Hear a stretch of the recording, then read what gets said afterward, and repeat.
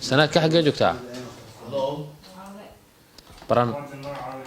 ولا المرة لبعد سودو إن شاء الله واحد بلا مشاه ديوان قرنتي هذا واحد يكب بلا مشاه صدح قول بري يكركار يقردفوه بكب بلا مشاه إن شاء الله قبل هذا كلا إن شاء الله إذا قدال بلغش شو عندنا وقت هذا. بسم الله الرحمن الرحيم دمان بهذا الصحافة كلا دوان ما أنت هالك النوع تمي وحنا نكمل على اللي ماشينا وحنا ما أنت هالك قضاء فري أما حركة كجري حرونتا تانك يهجد دوينها بدلان وأنا هالك حرونتا قد دور شوين كسميني حرونتاس أو حرون dadku ay ka heli karaan xogaha dhammaan doorashooyinka iyo hagid toos ah ka kooban tahay laba qaybood waxa numberka koorka ee laga xiriiraa ay tahay number la 328 ama 328 numberkaas ayaa qof kasta oo muwaadin ah haduu meel joogo iyo haduu meel fog joogo iyo haduu meel dhow joogaba wuxuu ku soo garaaci karaa si free ah ama lacag la'aan qaybaha marka ugu muhiimsan in xarunta guddiga doorashooyinka la soo waco maaha waa nambarada telefoonku ka kooban yahay oo dhan waxa ku jira xogo kala duwan oo qofkaas hagaya tusaale ahaan qaybta koowaad oo kale haduu wan taabto wuxuu dhageysanayaa gobolka uu joogo ama wajiga koowaad ee diiwaangelintu xilliga ay bilaabanayso iyo meelaha ay ka dhacayso wuxuu helayaa shuruudaha qofka muwaadinka laga rabo inuu is diiwaangeliyo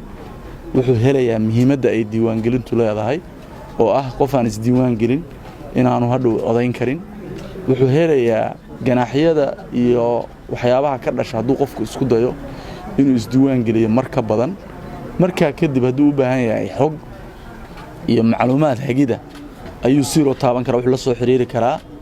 xaruntan inaga damaysa ee aan hadda furay ee ah xarunta hagida dadweynaha qofkaas hadduu marka xog meesha ugu dhow ka iska diiwaan gelin karo hadduu u baahan yahay maaragtay xog kale oo dheeriya halka ayuu la xiriirayaa waxa ay shaqayn doontaa ama shaqaysaa xaruntaas already way shaqo bilowday muddo ka badan 14 saacadood ku dhow subaxdii 7:30 bay bilaabataa ilaa habeenkii 8 fiidnimo ayay shaqaysaa waxaan u maleynayaa inaan xafiiska kaliya oo public officer oo habeenkii ilaa xilligaas laba shift shaqaynaya muhiimadda loo sameeyay xaruntan ama aan u sameynana doorashadii 3 degmo markay dhacaysay waxa noo soo baxday in dadweynaha Puntland marka qaabka lagu gaaray wuxuu ahaa muuqaal ama qoraal warbaahinta la mariyo iyo koox ama dad wacyigeliyay oo loo diro gobolada iyo degmooyinka waxa markaas noo soo baxday inaanay ku filayn intaasu oo loo baahan yahay siyaabo kale oo dadkan waxna qorin waxna akhrin ay wax ku dhageysan karaan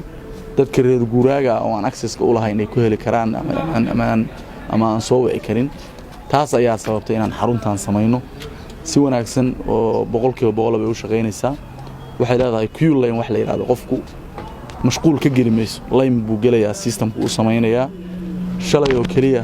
xarunta waxa xog ka helay oo qaar macluumaadkeeda dhageystay iyo qaar telefoonka laga qabtay oo looga jawaabayba dad ka badan 18,000 oo qof waxaan kaloo awoodi doonaa inaan dadkaas waxyaabaha ay soo weydiiyaan si qoraal ah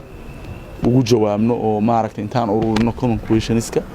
waxa kaloo jiraya fariimo joogto ah oo iyaguna dadweynaha oo dhan meel kasta ay joogaan u dhacaya macluumaadka laftiisa bedeli doonaa wuxuu noqon doonaa hadba stage-ka doorashada marka la marayo hadda waxaan xoog saaraynaa diiwaangelintu markay dhamaatona waxa ku xigaya kaar qaybintu markay dhamaatona waxa ku xigaya doorashada marka qaabkaas ayay u shaqeynaysaa muhiimadaas ay leedahay marka dadweynaha reer Puntland oo dhan